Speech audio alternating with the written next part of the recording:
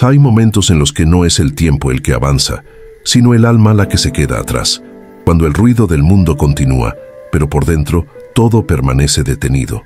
En esos instantes no buscamos explicaciones ni señales visibles, solo intentamos no rendirnos del todo. Esta es la historia de alguien que cruzó el límite de un año sin respuestas, sin fuerza y sin certezas. Descubrió que los comienzos verdaderos no siempre coinciden con un calendario nuevo, sino con ese segundo íntimo en el que decidimos seguir respirando, aún sin entender por qué. Si alguna vez sentiste que iniciar un nuevo año fue más pesado que esperanzador, esta historia camina contigo. Tengo un testimonio poderoso que compartir contigo hoy, pero necesito que me prometas algo. Si te quedas hasta el final de esta historia, verás cómo Dios obra de formas misteriosas. Suscríbete ahora para no perderte ningún testimonio que puede ser justo el mensaje que tu corazón necesita. Y déjame en los comentarios, ¿desde qué país nos estás viendo? Y cuéntame, ¿alguna vez has sentido que Dios respondió una oración cuando menos lo esperabas? Quiero conocer tu historia. Su nombre era Mateo Alvarenga. Tenía 46 años y vivía en un pequeño apartamento en los suburbios de Montevideo, Uruguay. No era un hombre de muchas palabras, pero tampoco de silencios incómodos. Era de esos que saludaban con la cabeza, que sostenían la puerta para quien venía detrás, que pagaban el pan con monedas contadas. Mateo era delgado, de hombros un poco caídos por los años al volante. Tenía manos grandes, ásperas, con callos en las palmas de tanto agarrar el timón. Su rostro llevaba las marcas del cansancio, ojeras profundas, arrugas alrededor de los ojos que no venían de la risa, sino del sol pegando contra el parabrisas durante años. Su cabello, antes negro, ahora mostraba hebras grises que él nunca se molestaba en ocultar. Trabajaba como conductor de autobús intermunicipal. Llevaba más de 20 años en la misma ruta. Salía antes del amanecer, regresaba cuando las calles ya estaban vacías. Conocía cada bache del camino, cada curva peligrosa, cada paradero donde alguien siempre esperaba. Era conocido por nunca faltar, ni con lluvia, ni con fiebre, ni con el corazón apretado. Mateo vivía solo. Su apartamento era pequeño, apenas 2 habitaciones, con muebles viejos que había comprado de segunda mano. Las paredes estaban desnudas, sin fotos, sin cuadros. Había una mesa con 2 sillas, aunque solo él se sentaba allí. En la cocina, una cafetera que usaba todas las mañanas y un plato, un vaso, un tenedor, lo justo, lo necesario. La fe había sido parte de su infancia. Recordaba la voz de su abuela rezando el rosario todas las noches, el olor a incienso en la iglesia del barrio, las misas de los domingos. Pero los años, el trabajo, las decepciones, habían ido apagando esa llama. No es que dejara de creer, simplemente dejó de buscar, dejó de hablar, dejó de escuchar, y sin darse cuenta, dejó de esperar. Su matrimonio terminó 7 años atrás. No hubo gritos, no hubo portazos, solo una conversación en la mesa de la cocina. De noche, cuando su esposa le dijo con voz cansada, «Ya no nos queda nada que decirnos, Mateo». Él no respondió, porque sabía que era verdad. Su hijo, Sebastián, tenía apenas 11 años cuando ellos se separaron. El niño eligió quedarse con su madre. Mateo nunca lo culpó. Él era el padre ausente, el que llegaba tarde, el que prometía ir al partido de fútbol y se quedaba dormido en 1900 el sofá. Los primeros meses después de la separación, Sebastián lo visitaba los fines de semana. Luego fue una vez al mes. Luego solo en Navidad. Y luego, nada. El dinero siempre fue justo. Mateo pagaba la pensión, pagaba el alquiler, pagaba las cuentas. No sobraba nada, pero tampoco faltaba. Aprendió a vivir con lo mínimo. Aprendió a cocinar arroz y frijoles. Aprendió a remendar su propia ropa. Aprendió a no necesitar. Pero la soledad, esa no se aprende. Esa se soporta. Mateo regresaba a casa. Cada noche encendía la luz del pasillo, calentaba algo en el microondas y comía frente al televisor apagado. A veces se quedaba dormido en el sofá, con la ropa puesta. A veces despertaba a las 3 de la madrugada y no sabía dónde estaba. Su única compañía era el trabajo. El autobús era su mundo, los pasajeros, su familia temporal. Saludaba a los ancianos, ayudaba a las madres con las bolsas, sonreía a los niños. Durante esas horas al volante, Mateo se sentía útil. Sentía que su vida tenía un propósito, aunque fuera solo llevar gente de un lugar a otro. Pero en el fondo, en ese lugar que nadie ve, Mateo llevaba un peso que nunca había sabido nombrar. No era depresión, no era rabia, era vacío. Un vacío que llenaba con rutina, con trabajo, con movimiento constante.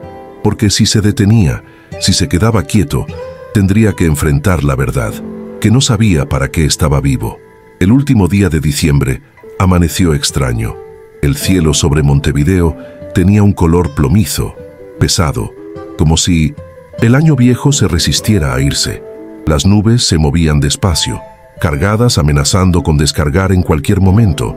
El aire olía a humedad, a tierra que espera la lluvia. Mateo subió al autobús como siempre, a las 5 de la mañana. Revisó los espejos, ajustó el asiento, encendió el motor. Todo estaba en orden, pero algo en su pecho no lo estaba.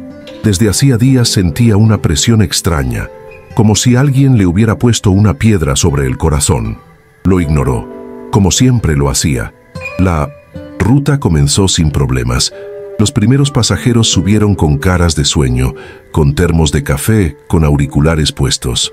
Mateo los saludó con su gesto habitual, un movimiento de cabeza, una media sonrisa. Nadie le devolvió el saludo.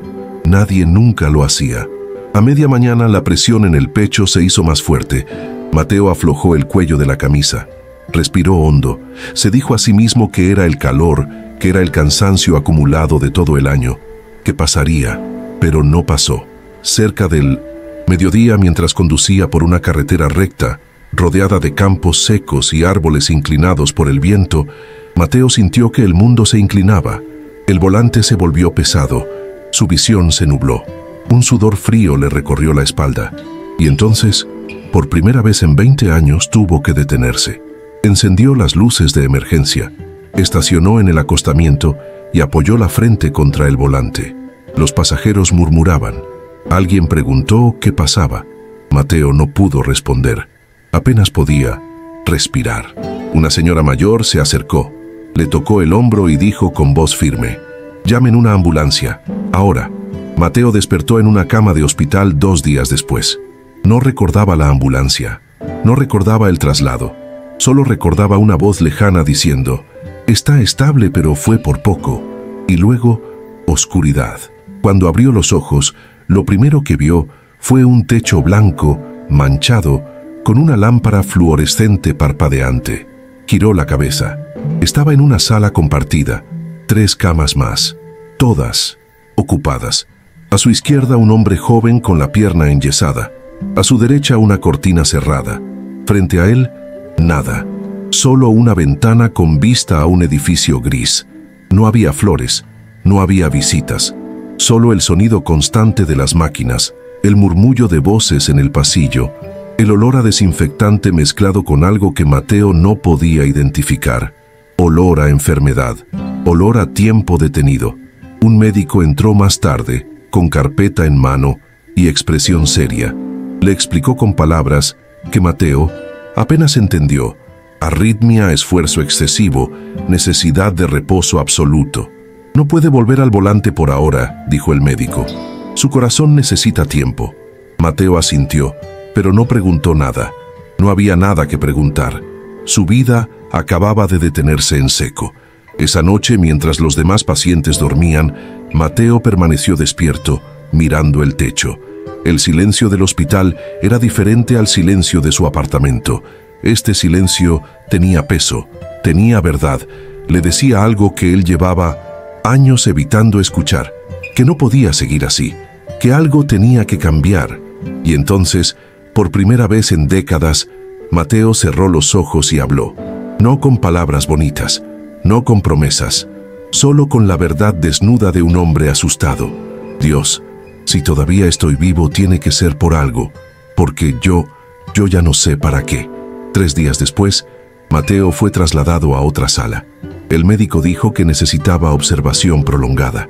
Lo llevaron a un cuarto con 4 camas, esta vez con otros pacientes mayores. Uno de ellos llamó su atención de inmediato. Se llamaba Elías. Era un hombre de unos 70 años, de cabello blanco y manos nudosas, internado por problemas respiratorios. Tenía una voz suave, pausada, como si cada palabra costara un esfuerzo que valía la pena hacer. No hablaba mucho, pero cuando lo hacía, la gente escuchaba. Elías no recibía visitas. Mateo lo notó desde el primer día. Las enfermeras le traían la comida, le ajustaban las almohadas, le preguntaban cómo se sentía. Él respondía siempre con una sonrisa cansada y un «gracias, hija», pero nadie venía a verlo. Una tarde, mientras Mateo intentaba leer un periódico viejo que había encontrado en la sala de espera, Elías tosió fuerte.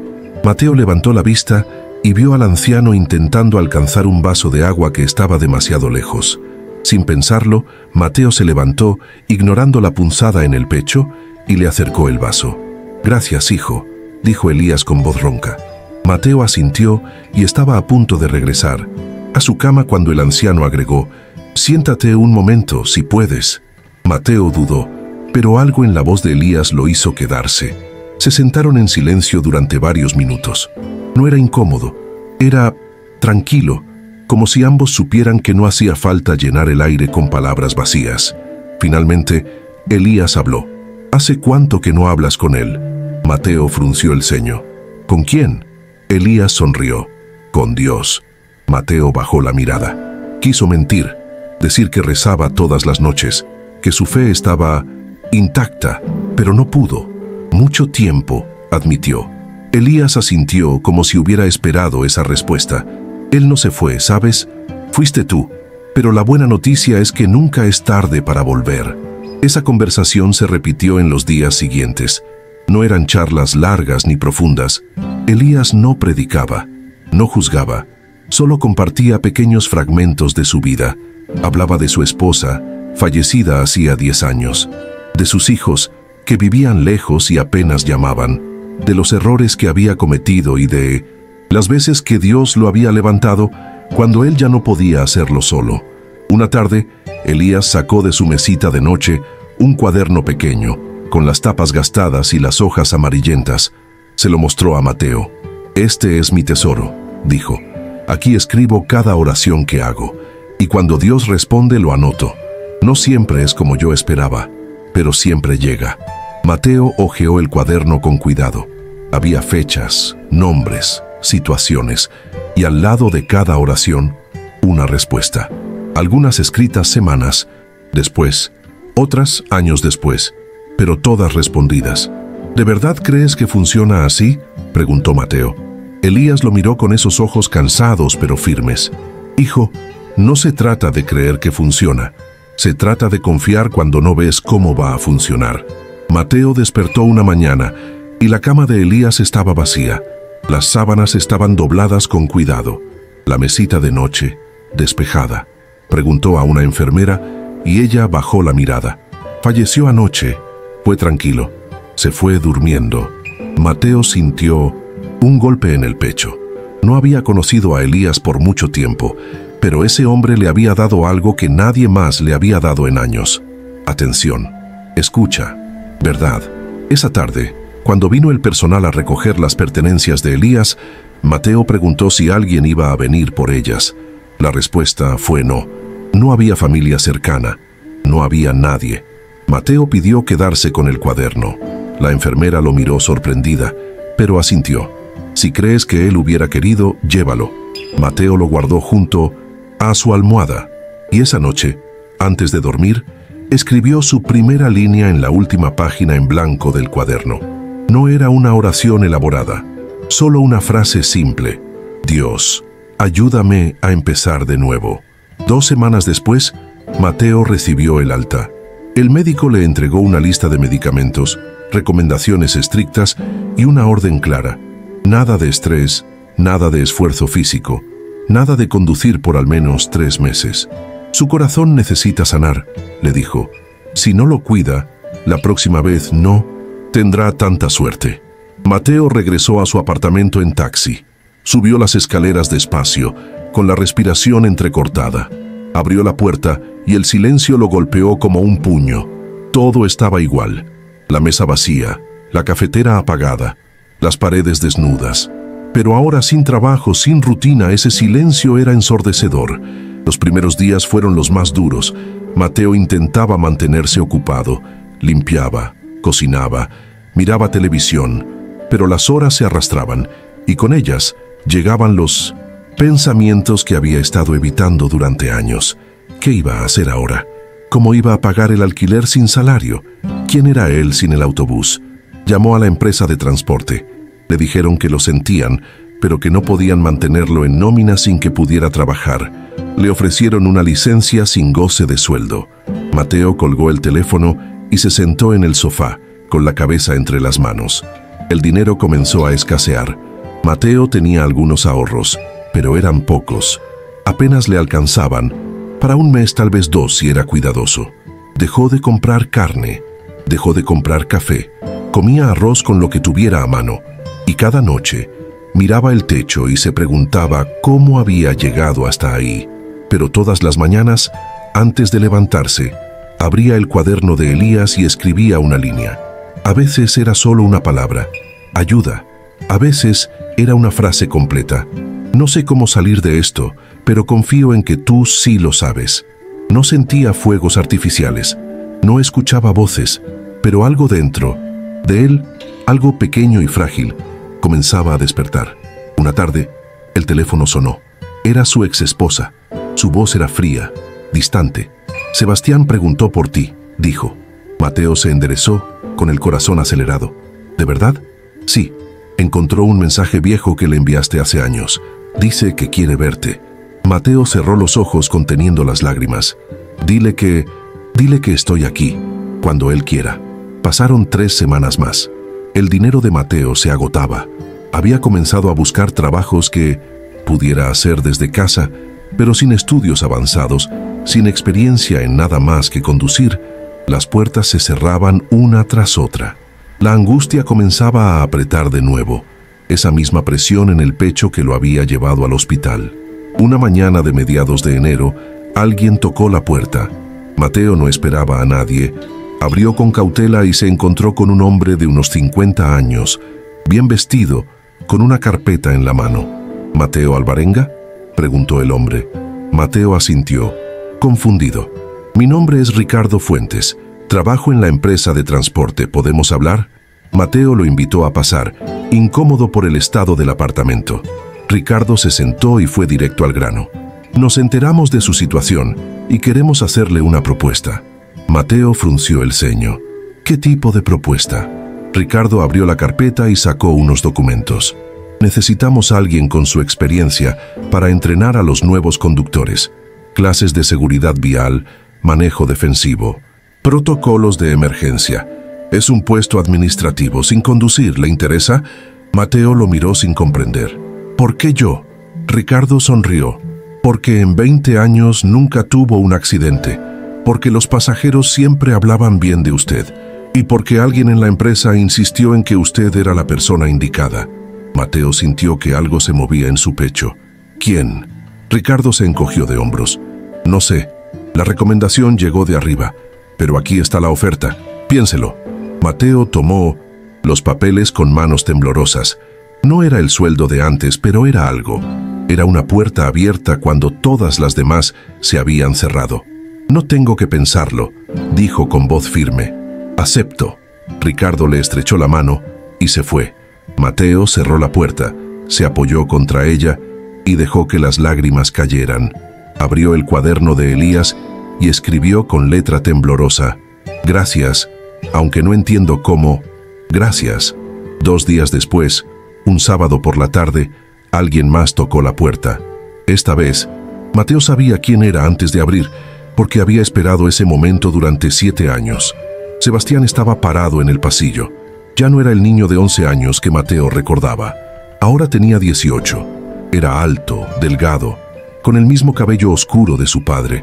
Llevaba las manos en los bolsillos y miraba al suelo incómodo. Hola, papá. Mateo no pudo hablar, solo abrió los brazos. Y su hijo, después de todos esos años, dio un paso adelante y lo abrazó. Sebastián entró al apartamento y miró alrededor con expresión cautelosa. Mateo preparó café, aunque sus manos temblaban. Se sentaron a la mesa, uno frente al otro, con el silencio incómodo de dos extraños que alguna vez fueron familia.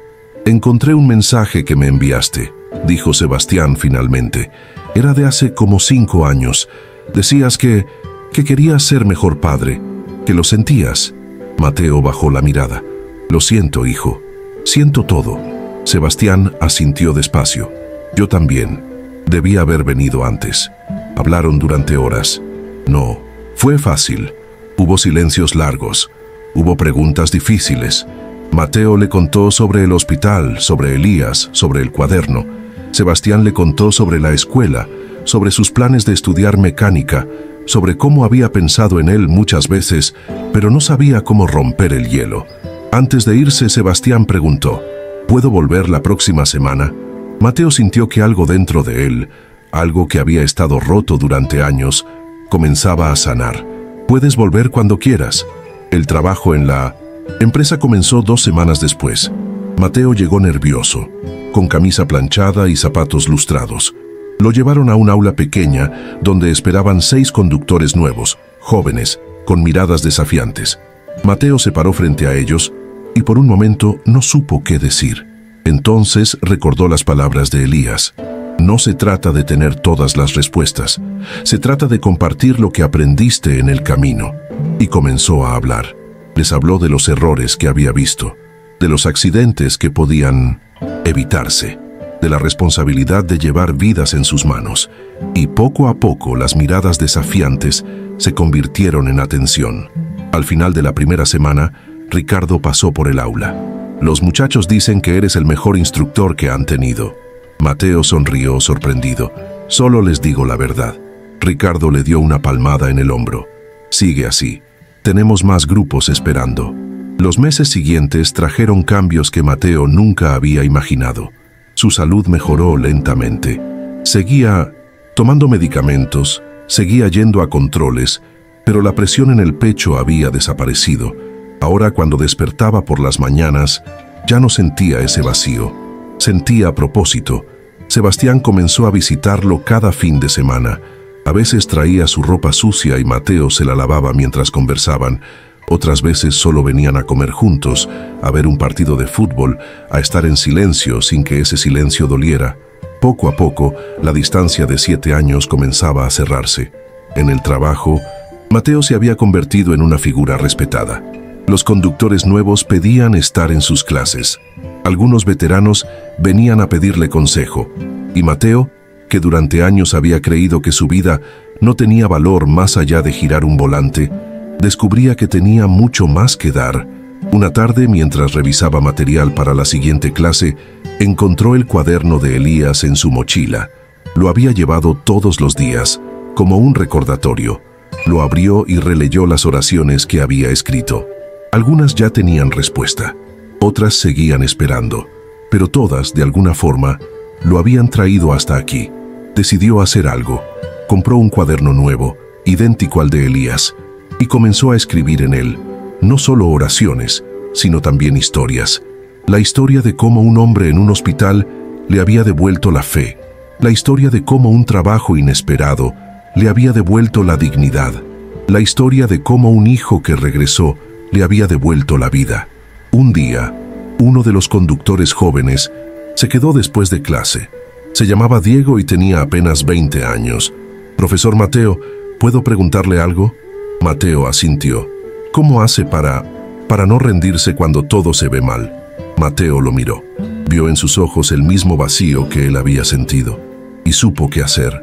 Sacó el cuaderno de Elías y se lo mostró. Le contó la historia. Le habló de la fe que se había perdido y encontrado. Le dijo que la vida no siempre tenía sentido, pero que eso no significaba que no lo tuviera.